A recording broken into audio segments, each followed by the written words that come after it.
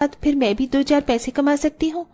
कौशल्या अपनी बहू और बेटी को काम करने की इजाजत दे देती है और अब अगले दिन से ही जमुना दाल चावल बनाकर उन्हें बेचने के लिए निकल जाती है। वहीं निधि भी उस बड़े से बंगले में सफाई का काम करने लगती है। दाल चावल ले लो, दाल चावल, गर्मा गर्म दाल चावल ले लो, सिर्फ 20 रुपए प्लेट।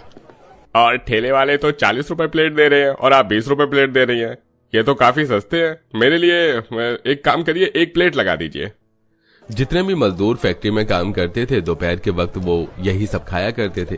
जहां एक जगह उन्हें ये दाल चावल 40 रुपए में मिल रहे थे, वहीं जमुना दाल चावल 20 रुपए में बेच रही थी, जिससे कई सारे मजदूर जमुना के दाल चावल के ठेले पर ही आया करते थे, जिसके चलते जमुना 20 रुपए करके धीरे धीरे पैसे जोड़ने लगी थी। वहीं निधि भी साफ सफाई करके ठीक ठाक पैसे कमा लेती थी और आज पूरे 1 महीने के बाद दोनों नंद भाभी पैसे मिलाकर पूरे परिवार के लिए पहली बार अच्छा खाना लेकर आती हैं, जिसे देख पूरे परिवार की आंखों में खुशी के आंसू आ जाते हैं। अरे वाह, आज खाने में शाही पनीर, मिक्स वेज, रायता, पुलाव, पराठे, खीर, पनीर की सब्जी, इतना सब कुछ है।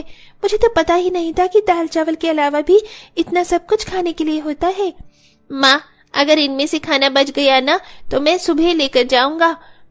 फिर मेरे सभी दोस्त मेरे साथ लंच करेंगे और खुश भी हो जाएंगे कि आज मैं दाल चावल नहीं बल्कि अच्छा खाना लेकर आया हूँ।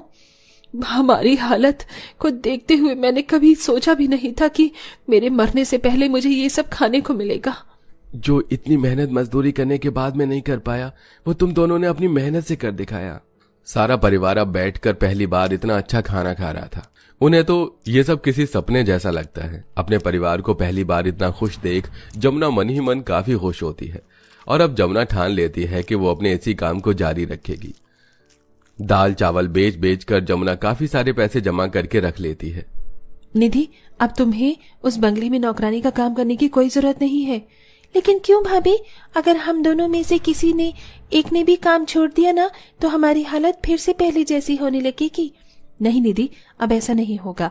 मैंने दाल चावल बेचकर बहुत सारे पैसे इकट्ठा किए हैं। अब इन पैसों की मदद से हम दाल चावल के साथ साथ और भी कई तरह की चीज बनाकर बेच सकते हैं, वो भी सस्ते दामों पर। सस्ते दाम को देखकर ज्यादातर लोग हमारे पास ही खाने के लिए आया करेंगे और अगर भगवान की कृपा यूं ही बनी रही तो एक दिन हम जरूर कामयाब होंगे और इस गरीबी के दलदल से जरूर बाहर निकलेंगे। निधि को अपनी भाभी की बात काफी हद तक सही लगती है, इसलिए अब निधि जमुना के साथ मिलकर दाल चावल के साथ साथ और भी कई तरह के खाने पीने की चीज बनाकर उन्हें बेचती है और सिर्फ कुछ महीनों की मेहनत से अब उनकी माली हालत भी ठीक होने लगती है। दोनों नंद भाभी अपने छोटे से घर की अच्छी खासी मरम्मत करवाते हैं। वहीं अब सूरज भी मजदूरी का काम छोड़कर अपनी बहन और पत्नी के साथ खाने के काम को संभालता है। धीरे धीरे इस परिवार की जिंदगी ट्रेन की तरह पटरी पर आने लगती है। बहू, तू तो हमारे लिए देवी है देवी। ये सब कुछ जो भी है ना, ये सब तेरी वजह से है। ये सब कुछ मैंने अकेले थोड़ी ना किया है, बल्कि निधि ने भी इसमें मेरा बराबर का साथ दिया है। माँ बिल्कुल ठीक कह रही है। भले ही मैंने मदद की है, लेकिन इस मेहनत के पीछे आपका हाथ है। पूरा परिवार भगवान का शुक्रिया अदा करता है और इसी काम को जारी रखते हुए एक अच्छी खासी जिंदगी जीता है। और साथ ही जब भी उन्हें कोई भूखा प्यासा दिखता तो वो जरूर उसकी मदद करते, क्योंकि उस भूखे प्यासे इंसान में कहीं न कहीं आज भी उन्हें अपने बीते हुए कल की जिंदगी दिखती है। ये होती है एक गरीब की जिंदगी, जिसे हर एक छोटी छोटी चीज के लिए तरसना पड़ता है। लेकिन कहते हैं ना, मेहनत करने वालों की कभी हार नहीं होती। जैसा कि हमारी कहानी की इस गरीब नंद भाभी ने जी तोड़ मेहनत की और अपने दम पर एक अलग मुकाम हासिल किया।